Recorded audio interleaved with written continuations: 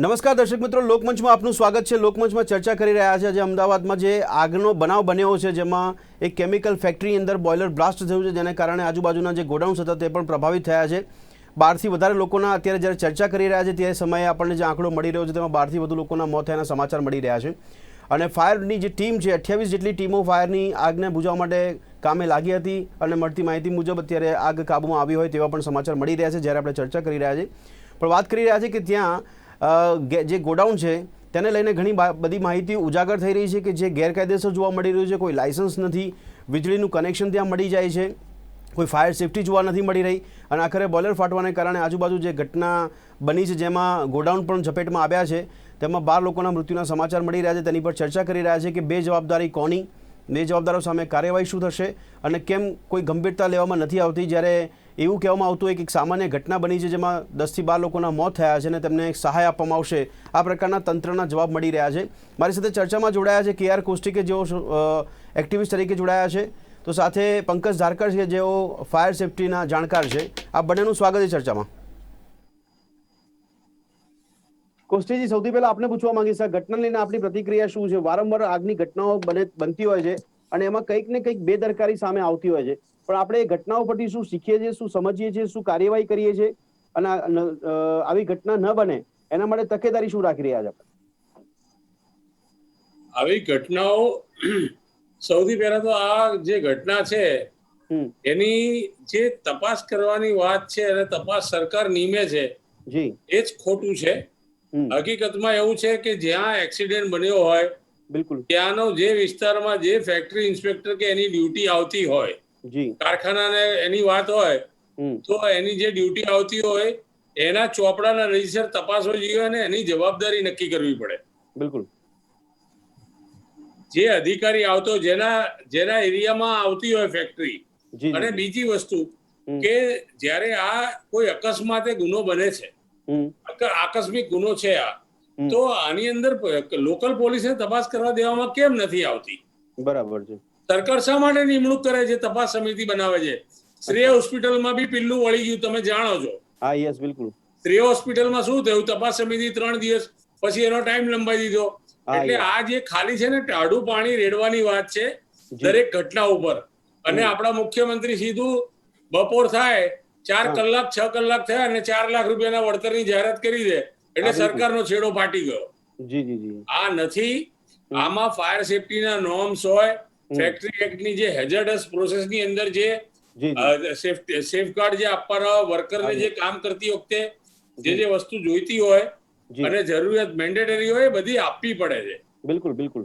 પણ એ તો રજિસ્ટર આ જે આવી જે ઘટનાઓ છે એ ઘટનાઓ હકીકતમાં જે તંત્ર જે અહીંયા નગોડ તંત્ર છે ગુજરાતમાં, કારખાના ફેક્ટરીમાં, અને જેને કહેવાય કે કામદારોનો ભોગ લેવાય છે, એ વસ્તુને હું વખોડું છું। ओके, पंकज जी, आपकी क्या राय है? सबसे पहले तो ये जो सेफ्टी की बात की जा रही है और इस तरह के जो गोडाउन या फैक्ट्रियां है उसमें आपको लगता है कि इस तरह की बातों को ध्यान में रखा जाता है कि नहीं?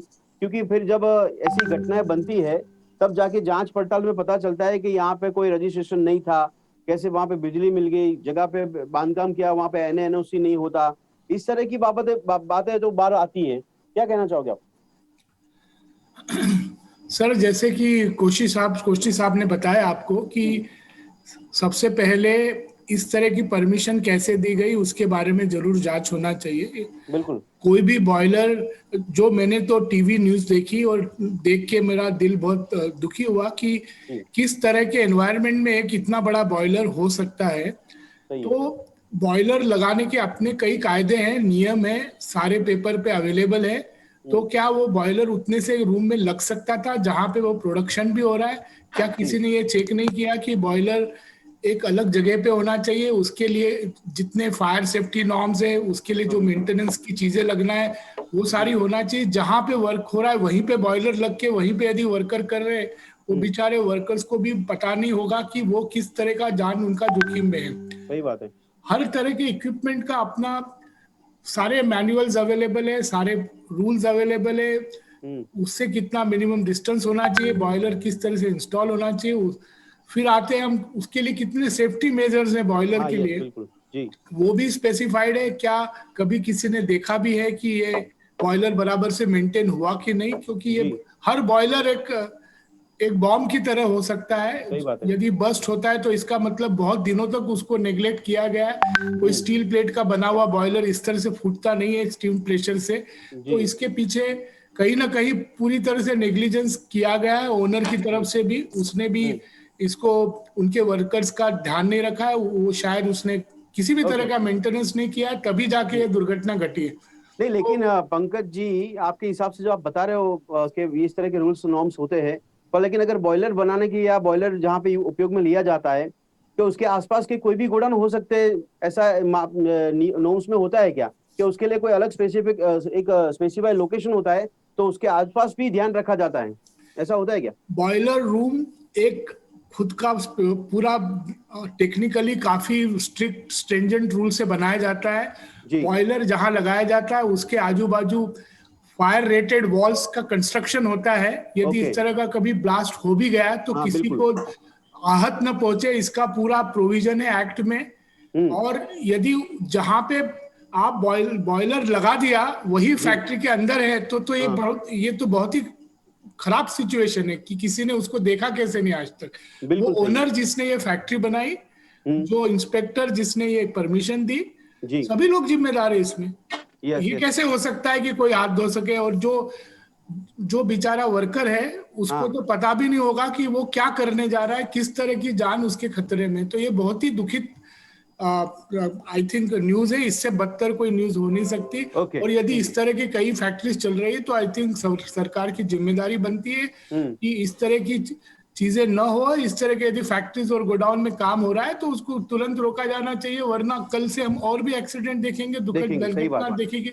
फायर सेफ्टी तो बाद में आती है, पहले तो बॉयलर लगाने के अपने इतने कायदे अवेलेबल हैं।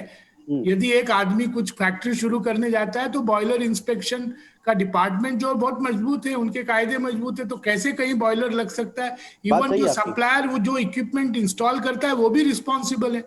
सही बात ऐसा है। ऐसा ही कोई जाके इक्विपमेंट कहीं लगा नहीं सकता बॉयलर जैसा। बात तो सही है आपकी। हर आदमी जो लगाता है, सप्लायर है इक्विपमेंट का, जिसने इंस्टॉल किया, जो ओनर है और हाँ। जो इंस्पेक्टर है, ये सारे लोग रिस्पॉन्सिबल है इसमें। ઓકે. ઉપનેતા એએમસીના તૌફિક ખાન પઠાણ પણ આપણી સાથે જોડાયા છે. તૌફિકજી, અવાજ આવે છે આપને? તૌફિકજી,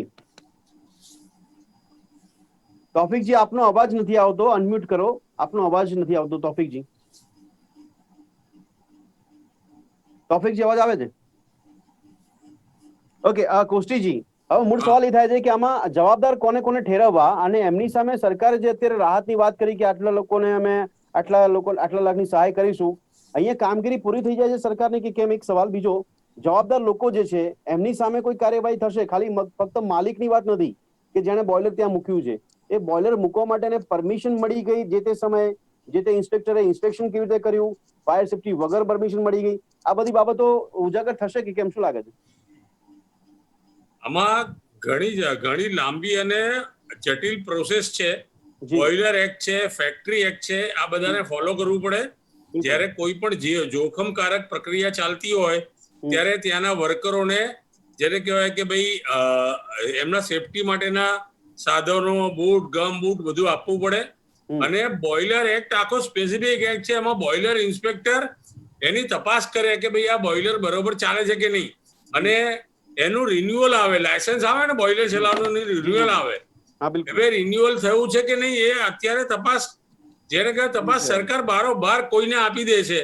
અને હકીકતમાં જે પોલીસ છે, લોકલ પોલીસ, એને નથી આપવામાં આવતી. આ એક જેને કહેવાય ને કે એક કઈક વસ્તુ ઉપર ઇશારો કરે. અને સરકારને હંમેશા એવું છે કે ભાઈ વર્કર મરી ગયા તો એને વળતર આપી દો, પણ માલિકને કઈ ના થવું જોઈએ. અમે શ્રેય હોસ્પિટલમાં જોયું, શ્રેય હોસ્પિટલના ટ્રસ્ટી સામે કોઈ કાર્યવાહી નથી થઈ, તમે જાણો છો બરોબર. એમને તરત બેલ મળી ગયા, આટલા માણસો મરી ગયા એમાં પણ, બરોબર. અને સેફટી એક્ટ અહીંયા ગુજરાતમાં લાગુ નથી કર્યો કોર્પોરેશન એરિયામાં, એટલે એ બહુ ખતરનાક બાબત છે. ઓકે. તૌફિકભાઈ, અવાજ આવી રહ્યો છે? જી, આવી રહ્યો છે. તૌફિકભાઈ, આપની પ્રતિક્રિયા જણાવશો. જે આગનો બનાવ બન્યો છે, જે બોઇલર બ્લાસ્ટ થયું, એની આજુબાજુના પણ ગોડાઉન જે છે, કાપડનું ગોડાઉન છે, એમાં આગની ઘટના બની. અત્યારે જે ચર્ચા આપણે કરી રહ્યા ત્યારે 12 સુધીનો આંકડો મળી રહ્યો છે કે 12 લોકોના મોત થયા છે. શું કહેશો, આપની પ્રતિક્રિયા શું છે કે કોર્પોરેશનની કામગીરી આમાં કેટલી જવાબદાર માનવામાં આવતી હોય જ્યારે આ પ્રકારની ફેક્ટરી લગાવવામાં આવે? કોર્પોરેશન પણ આ જે બાબત છે ખૂબ જ ગંભીર બાબત છે. જી. કારણ કે જે રીતે કેમિકલની ફેક્ટરીમાં બોઇલર ફાટ્યું અને એના લીધે જે કાપડની ગોડાઉનમાં આગ લાગી, જે ખૂબ જ ગંભીર બાબત છે. કારણ કે આ કેમિકલની ફેક્ટરીઓમાં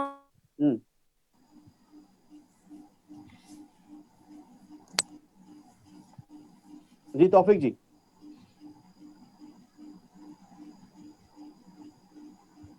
ઓકે કૌશિકજી, મારો સવાલ એ છે કે નાનુભાઈ એસ્ટેટ છે, હા યસ, નાનુભાઈ એસ્ટેટ જે ગેરકાયદેસર બાંધકામ થયેલું છે અને ગેરકાયદેસર બાંધકામની અંદર આપ જાણો છો કે જ્યાં મતલબની કે બીયુ પરમિટ આવી કોઈ કેમિકલની ફેક્ટરીઓને કોઈ લાયસન્સ આપવામાં આવતું નથી કે ફાયર એનઓસી આપવામાં આવતી નથી. નહીં તો કોની રહેમ નજર હેઠળ આ પ્રકારે મંજૂરી વગરની કંપની ત્યાં ચાલુ થઈ જાય, ત્યાં સેટઅપ ગોઠવાઈ જાય, બોઇલર ફિટ થયા હોય અને આ પ્રકારની ઘટના બને ત્યારે? તૌફિકભાઈ, જગ્યા આવા બનાવ બનતા હોય છે કારણ કે કેમેલ જલદ પ્રવાહી છે અને ગમે ત્યારે એમાં આગ લાગે તો આજુબાજુ વાળા બધા એમાં હોમાય, એ તો સ્વાભાવિક છે. નહીં, કોર્પોરેશનની બેદરકારી કેટલી માની શકાય આમાં? કોર્પોરેશનની બેદરકારી તો ચોખ્ખી દેખાય છે. કારણ કે આ જે ગેરકાયદેસર બાંધકામો થયા એમાં પણ તમે જાણો છો કે જ્યાં સુધી આ અધિકારીઓ અને મતલબ કે બાંધનારા જે બિલ્ડરો છે એમની મિલી ભગત ના હોય તો આવી કોઈ ગેરકાયદેસર બાંધકામ થઈ શકે નહીં.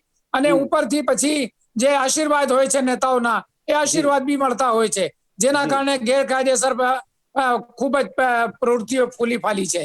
આપ જાણો છો તેમ કે 2011માં આપણે ગુરુડા કાયદો લાવીને જે ગેરકાયદેસર ને ઇમ્પેક્ટ ફી ભરાવીને કાયદેસર કર્યું, એ 2011 થી 10 વર્ષની અંદર બીજા 10,000 ગેરકાયદેસર બાંધકામો થઈ ગયા. એ કોની રહેમ નજર નીચે? આ જે છે કોર્પોરેશનની રહેમ નજર નીચે બધું ચાલતું હોય. ત્યારે કોર્પોરેશને લોકોના જીવની પરવા કર્યા વગર, કારણ કે મજૂરો મરી જાય તો મરી જાય, પણ મોટા માણસો ના મરવા જોઈએ, મોટા માણસો ના ફસાવા જોઈએ.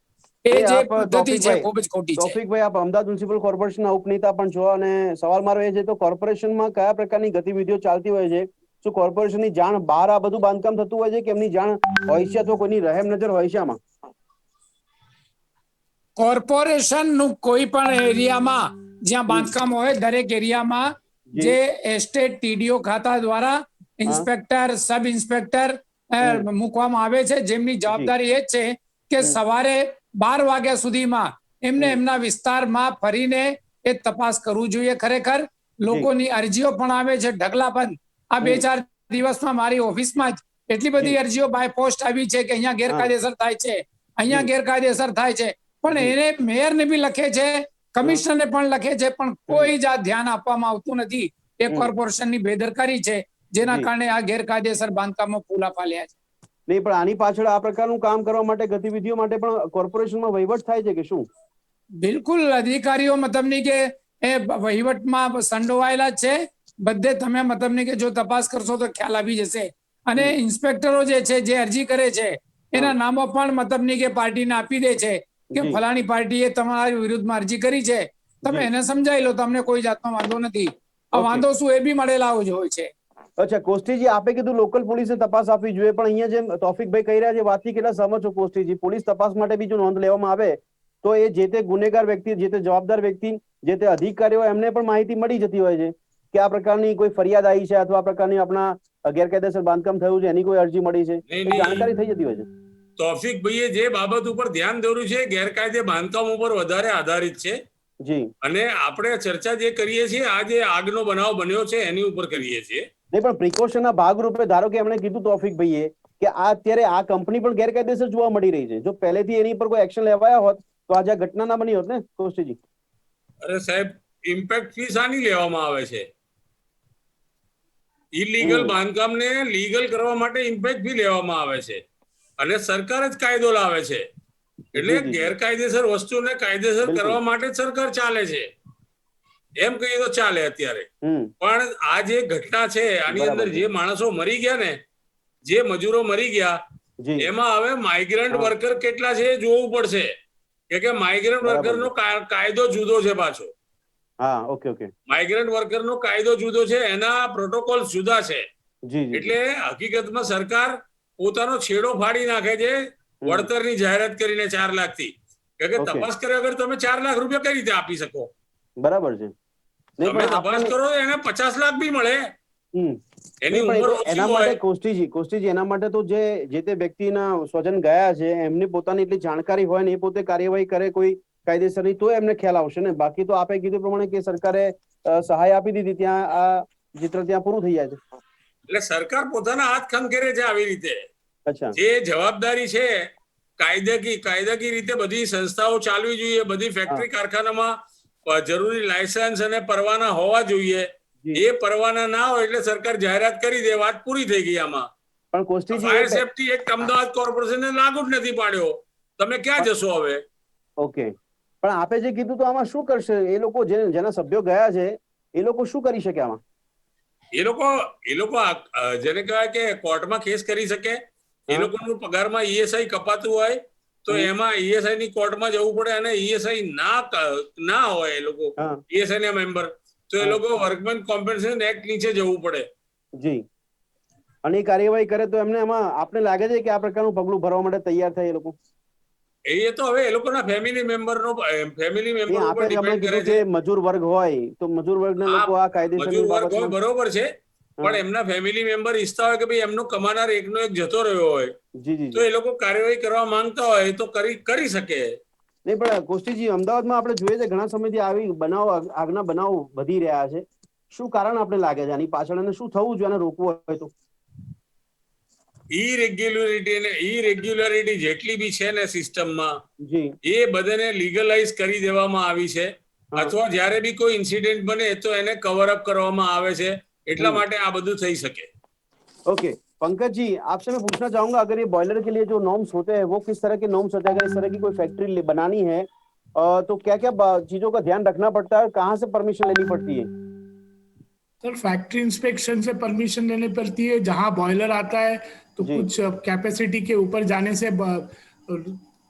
आईबीआर यानी जो कई रेगुलेशंस है इसमें सर, कई परमिशंस इन्वॉल्व हैं. और जिस तरह से मैंने अभी टीवी न्यूज पे देखा और जहां पे वो गोडाउन जैसे सिचुएशन में बॉयलर के रूम में ही काम होना, ये तो इम्पॉसिबल सा चीज है एक रूटीन बात में. बॉयलर हमेशा फायर रेटेड वॉल के कंस्ट्रक्शन में रखा जाता है. नहीं तो पंकज जी, आपके मुताबिक इतनी धांधली कैसे हो सकती है? इसके बारे में मैं तो कमेंट कर नहीं सकता. यदि ये इसके वजह से क्योंकि हमारे कंट्री में और हमारे स्टेट में शायद जान की कोई कीमत ही नहीं है बेचारे वर्कर्स की, तो ये हो सकता है यदि एक बॉयलर के सामने कोई वर्कमैन काम कर रहा है, उसका फैक्ट्री चल रहा है या कोई प्रोसेस केमिकल की चल रही है, तो ये तो बहुत ही दुखद बात है और ये होना नहीं चाहिए. और नॉर्मल कोर्ट्स में किसी भी फैक्ट्री, कोई भी आईबीआर या कोई भी बॉयलर इंस्पेक्टर इसी चीज का कोई भी परमिशन दे नहीं सकता, ये मैं मानता हूँ. क्योंकि हम जब हमारे प्रोजेक्ट्स करते हैं तो हमें पता है कि जैसे सर ने बोला कि एक परमिशन लेने के लिए इतनी तकलीफ होती है और वो पूरी चीजों का ध्यान रखा जाता है किसी भी फैक्ट्री में. तो ये परमिशन ही कैसे मिली और वहां पे चल कैसे रहा था, वो मेंटेन क्यों नहीं हो रहा था, सभी दृष्टि के प्रश्न सामने आते हैं. ઓકે તૌફિકભાઈ, અત્યારે જે લોકો મજૂર કહેવાય છે અથવા તો જે લોકોના જીવ ગયા છે, આપની પોતાની ભૂમિકા શું રહેશે? અહીંયા અમદાવાદમાં જોઈએ છે કોર્પોરેશન હવે આગામી સમયમાં સ્થાનિક સ્વરાજની ચૂંટણી પણ જોવા મળશે અને આપ અત્યારે પોલ ખોલી રહ્યા છો કે જે રીતે કોઈની રહેમ નજર હેઠળ અથવા તો વહીવટ કરીને મંજૂરીઓ મળી જાય છે તો લોકોની જિંદગી હોમાઈ જાય છે આગની ઘટનાઓમાં, તો શું આપ કાર્યવાહી કરશો? ખરેખર તો હજુ તો એ તપાસનો વિષય છે કે ગ્રુડા કાયદા હેઠળ ઇમ્પેક્ટ ભરીને એ જે ગેરકાયદેસર બાંધકામ કાયદેસર થયું છે કે કેમ, ફાયર એનઓસી એમની પાસે છે કે કેમ, બરાબર. જો ના હોય તો પછી મતલબ નહીં કે આ બોઇલર કેવી રીતે ત્યાં એમણે લગાવ્યું. બિલકુલ. અને જે રીતે હમણાં પંકજભાઈએ વાત કરી કે ભાઈ બોઇલર લગાવવાના એક નોર્મ્સ હોય છે કે ભાઈ એક કયા નોર્મ્સ પ્રમાણે એમને મંજૂરી આપી કે ત્યાં બોઇલર લગાવવામાં આવ્યું અને એને કોઈ કોર્પોરેશનને જાણ નથી કરી. કારણ કે કોર્પોરેશનમાં એ તમામ જાતની જે બી ઇન્ડસ્ટ્રીઝ તમે લગાવો તો ઇન્ડસ્ટ્રી ફેક્ટરી એક્ટની અંદર એની તમારે મતલબ સર્ટિફિકેટ SSI નંબર કે જે બી નંબર હોય તમારે સવાલ એ લેવું પણ છે પડે. કે કોર્પોરેશનની મોટી બેદરકારી આમાં જોવા મળી રહી છે. તો એક ઉપનેતા તરીકે અને બીજું કે હવે આપે હમણાં કાર્યકારી અધ્યક્ષ તરીકે કાર્યકારી તમે વિપક્ષ નેતા પણ રહ્યા અને આજે વિપક્ષ નેતાની નિમણૂક પણ થઈ છે. શું કાર્યવાહી રહેશે એમની? અમારી તો કાર્યવાહી પહેલાથી જ છે, પરંતુ આપ જાણો છો તેમ કે ભારતીય જનતા પાર્ટીની સત્તા કોર્પોરેશનમાં છે, રાજ્ય જી સરકારમાં છે, કેન્દ્ર જી સરકારમાં છે, અને જી સ્વાભાવિક છે કે મેજોરિટીના જોરે એ હમ અમારી જે કઈ વાતો છે, અમે જે હા સ્ટેન્ડિંગમાં વિરોધ કરીએ છીએ જી અથવા તો જી જી બોર્ડની અંદર અમે મૂકીએ છીએ 0 અવર્સમાં, એ ઓકે તમામ કોઈ પણ ધ્યાન લેવામાં આવતું નથી અને ઉપરથી એમને જે આદેશ મળે છે એ જ હા મંજૂર થાય છે. એટલે તમે યસ ગમે એટલું બૂમ પાડો એ મેજોરિટીના જોરે એ બધું મતલબ વિપક્ષોની વાતો ઉડાવી દે છે. ઓકે કોષ્ટેજી, આપણે એમની વાતથી સહમત છો? અત્યારે આ રીતે જે વિપક્ષ સ્થાનિકમાં જોવા મળી રહ્યું છે કોર્પોરેશનમાં, અને એ પણ એવું કહી રહ્યા છે કે કોઈ અવાજ સાંભળવામાં નથી આવતો, તો આ સિસ્ટમ કયા પ્રકારની ચાલી રહી છે? આ સિસ્ટમમાં કઈ જગ્યાએ તમે ખામી શોધશો અને કેવી રીતે દૂર કરશો, એ બહુ મોટા યક્ષ પ્રશ્નો જોવા મળી રહ્યા છે. આવું સાંભળવું સારું નથી લાગતું. જી વિરોધ પક્ષ જે બી હોય, હમ ચાહે એ કોંગ્રેસ હોય કે કોઈ પણ હોય, જી વિરોધ પક્ષ પોતાની નબળાઈ જે છતી કરે છે હા એના કરતા વિરોધ પક્ષ એ જ પક્ષ છે જે 125 વર્ષ જૂની પાર્ટી છે. જી એ લોકોએ હકીકતમાં આંદોલન કરવું જોઈએ, બધી બાબતોમાં લડવું જોઈએ, જરૂર લાગે તો કોર્ટમાં પણ જવું જોઈએ. બરાબર. પણ જ્યાં સુધી સિસ્ટમને લાગે વળગે છે, હા આ ફેક્ટરી ઇન્સ્પેક્ટર કે બોઇલર ઇન્સ્પેક્ટરને હા લગતી યસ વાત છે, લેબર ડિપાર્ટમેન્ટને લગતી વાત છે, જી એની અંદર તમે સાંભળશો, તમારા કોઈ બી ઉદ્યોગપતિ મિત્રો હશે, કારખાનેદારો હશે, એમનાથી સાંભળશો હા કે દર વર્ષે ગવર્મેન્ટ લેબર ઓફિસર, પેમેન્ટ હા office yes inspector, yes factory inspector અને બોઇલર ઇન્સ્પેક્ટર હમ એ દરેક ફેક્ટરી કારખાનાનું રાઉન્ડ મારે છે અને દર વર્ષે એ લોકોને કવરની પ્રેક્ટિસ ચાલે છે. ઓહ એટલે આ બધું ચાલવાનું. બિલકુલ. તો આ તો બહુ નુકસાનકારક છે ને? નુકસાનકારક શું? નુકસાન સિવાય કઈ છે નહીં. હમ આ જે વર્કરો મરી ગયા, જી એ વર્કરો કોના પાપે મરી ગયા? કોની બિલકુલ. બેદરકારીના કારણે? તો એ ઇન્સ્પેક્ટરોની બેદરકારી કહેવાય કે જે લોકો કવર સિસ્ટમમાં માને છે. આ કવર સિસ્ટમ તો વર્ષોથી ચાલે છે. हम्म અને पंकज भाई, यस एक मिनट क्वेश्चन। पंकज भाई आपसे सवाल मेरा ये है, अगर इस तरह की धांधली चल रही है तो ये आपको क्या लग रहा है, ऐसे कितने सारे विस्तार होंगे कि जहाँ पे ऐसा ही काम किया गया होगा, जहाँ फायर को पूछा भी नहीं जाता होगा कि परमिशन देने की है नहीं लेने की है? तो सर दुख की बात है, जब तक एक पब्लिक में अवेयरनेस न रहे कि जहां हम काम कर रहे हैं, जी जो जगह पे जा रहे हैं उसका फायर सेफ्टी नॉर्म्स है कि नहीं, वहाँ का वर्कर और ओनर यदि अलर्ट नहीं हो, और जैसे कि पहले भी सर ने बोला कि यदि वो इंडस्ट्रियल एरिया का ऑफिशियल परमिशन ही नहीं है, तो फायर सेफ्टी और उसके नॉर्म्स कहाँ से इम्प्लीमेंट होंगे? मैंने तो जो वीडियो देखा अभी बिल्डिंग का, मुझे नहीं लगता वहां पे कोई फायर फाइटिंग की सिस्टम भी लगाई गई हो। और लेकिन वहां पंकज पे जी 28 वहां पे फायर की कपड़े का 28 टीम को स्टोरेज था, जाना पड़ा वहां पे वहां पे। गोडाउन था, तो वहां पे हाँ सारे बेसिक नॉर्म्स ही फ्लॉज कर दिए गए। तो इससे इससे वहां पे आप फैक्ट्री चला रहे हैं, इसका मतलब कि वो ऑपरेशनल है, और भी कई फैक्ट्रीज होगी वहां पे, और जी कहीं भी कोई सिस्टम नहीं है, तो इससे बुरी बात क्या हो सकती है सर? नहीं, लेकिन अब तो जागना जरूरी है ना। यहाँ पे जो इंस्पेक्टर्स होते हैं उनकी जो कार्यवाही होती है, जैसे अभी कोष्टी जी ने बताया कि कवर सिस्टम पे चलते हैं ये लोग, तो कितना लाजमी है ये कैसे यानी ये तो इससे ज्यादा बढ़कर दुखद बात क्या हो सकती है सर? आई जी थिंक जब तक पब्लिक अवेयरनेस नहीं हो, जब तक सारे लोग नहीं जागेंगे और इस तरह की चीजों के अगेंस्ट नहीं बात करेंगे, तो तब तक कैसे आप बात आगे बढ़ना है सर? ये बहुत यानी जब तक इंसान के जान की कीमत ओके ही नहीं है, तब जी तक कैसे काम हो सकता है सर? ओके तौफिक भाई, चलो बहुत ही तौफिक भाई, ज्यादा। चलो सवाल આવતી કાલે આપની કોઈ આપના તરફથી કોઈ કાર્યવાહી કોર્પોરેશન માટે? આવતીકાલે જી તૌફિક ભાઈ।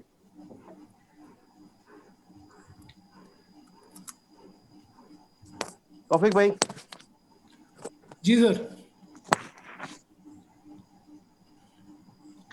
તૌફિક ભાઈ આપનો અવાજ બંધ થઈ ગયો છે। દર્શક મિત્રો ચર્ચા જે કરી રહ્યા હતા આપણે, પણ કોષ્ટીજી આપે જે હમણાં છેલ્લે કીધું વિપક્ષની નબળાઈ આ સાંભળવી પડે છે, પણ હવે આ કાલના દિવસ માટે કાર્યવાહી શું થવી જોઈએ? વિપક્ષે કયા પ્રકારની ભૂમિકા ભજવવી જોઈએ આમાં, શું લાગે છે કોર્પોરેશન?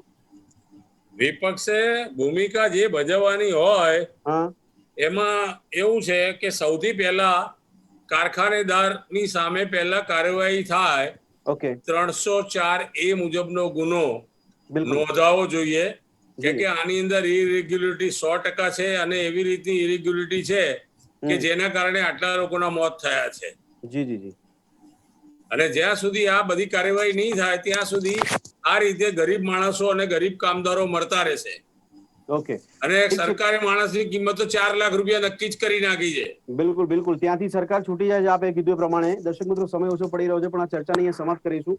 સરકારે જ્યારે ઘટના સાંભળી ત્યારે એક કમનસીબી એ જોવા મળી રહ્યું છે કે મેયર પોતે પત્રકાર પરિષદમાં એવું કહી રહ્યા છે પત્રકારોના સવાલના જવાબમાં કે 10 વ્યક્તિના આસપાસ લોકોના મોત થયાના સમાચાર મળી રહ્યા છે, સામાન્ય ઘટના છે.